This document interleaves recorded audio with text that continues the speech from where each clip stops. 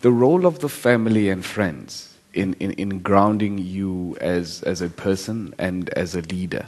How much would you say your family and your friends have contributed to making you the leader that you are?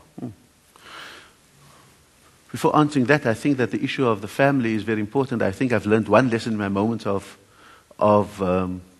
reflection. You've got to hold on to your family, because you can lose your position and you would have lost your family. So I think hold on to what is reliable in your life. And because positions come and go. Deployments come and go. Elections come and go. And some of us are so taken up with the joy of being in a position, we think we're all powerful, and we disrespect everyone else around us. And I think that what I've learned is not to take myself too seriously. The world won't stop if I have a Sunday lunch with my family and Friday night take my wife to the movies, and on another night watch TV, Samsung's Big Night In, and so forth. And I think that because there are moments in your children's upbringing that you will never ever get again. And if you lose those synapses with your children, I think that you've lost probably one of the most transformative experiences in your life. And so I think you've got to maintain the balance, because at the end of the day you can't lose your position and your family. And so it's a cynical view, but I think it's something that I absolutely subscribe to. And largely also because part of your collective is your organization. They have shaped you. They have given you opportunities. I will forever be thankful. Never mind what the ANC does to me. I will forever be thankful that at the age of 31, someone in the ANC, or the ANC had faith in me to make me an MEC for health. And at the age of 40, someone in the ANC had the faith to make me a premier. Nowhere else will any ordinary individual, a boykie van die District 6, will ever get that opportunity, never mind what happens. That's a significant part of a collective. But another part of that collective is what you get from your family.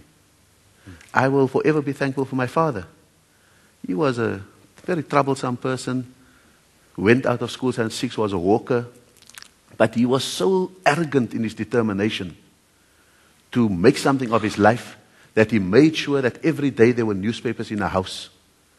That every week he wanted me to read something, because you will be better than what we were. Today I find this disagreeableness irritating and sometimes embarrassing. But I can live with that, because it was precisely that pushed me to all of these kind of things. I'm very happy for a mother whose personality tempered that of my father's.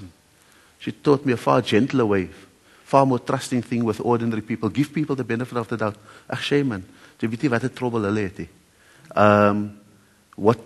Shame, we don't know what trouble they have in their family. Don't worry about it.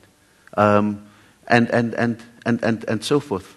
I think that I'm challenged by, fortunately, a wife that's as busy as what I am, so we don't have arguments about who came home late and all of those kind of things.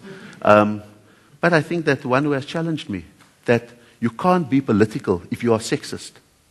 How can you speak about justice for the masses if you can't even look after your share of the children? Justice begins at home. And so I've grown up with a cooking timetable, that I know that whatever I do on this day, I've got to go home and make sure that there's food on the table.